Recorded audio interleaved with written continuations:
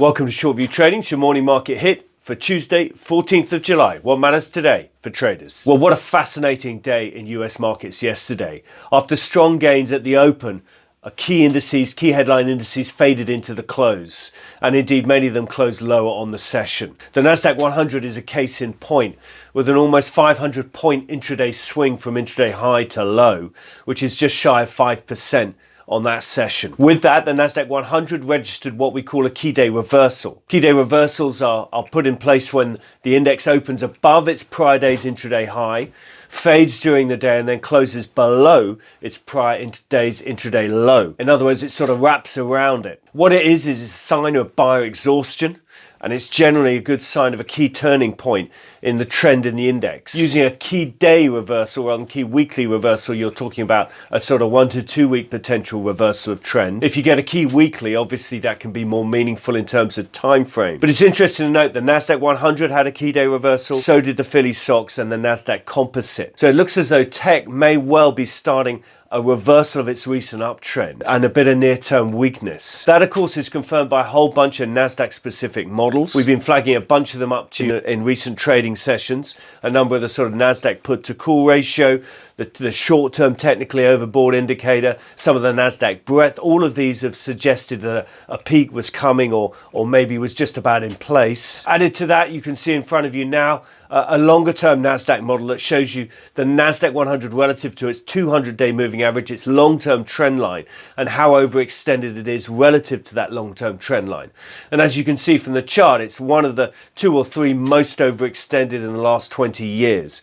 Indeed, really, to be much more overextended, you've got to go all the way back to the TMT bubble in late 1999-2000. And of course, it's not just the Nasdaq where you see that. Individual names, of course, had marked weakness yesterday as well.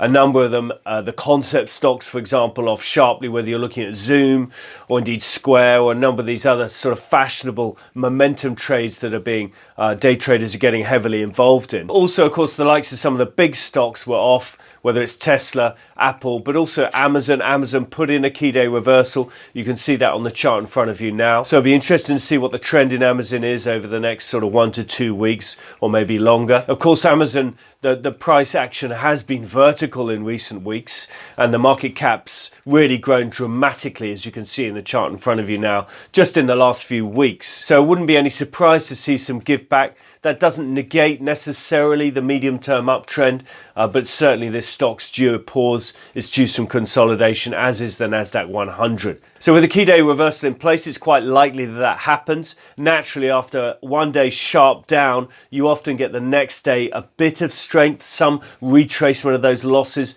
maybe 35%, maybe 60%.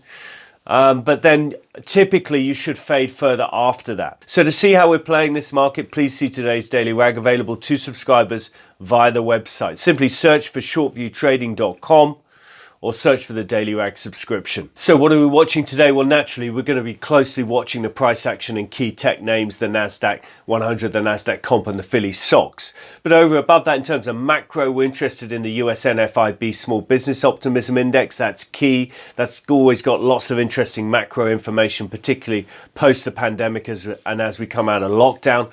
Over and above that, US inflation's critical.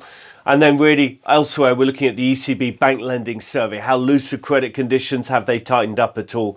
That's an interesting question. We're going to be looking to get some information from that lending survey out later this morning. And ZEW expectations index is also always interesting as well. So that was your morning market hit for Tuesday, 14th of July. Thank you for listening. Please do subscribe on YouTube, LinkedIn, Twitter, and or Facebook to this video. Simply search under ShortView Trading. Thank you for listening and trade well. Thank you.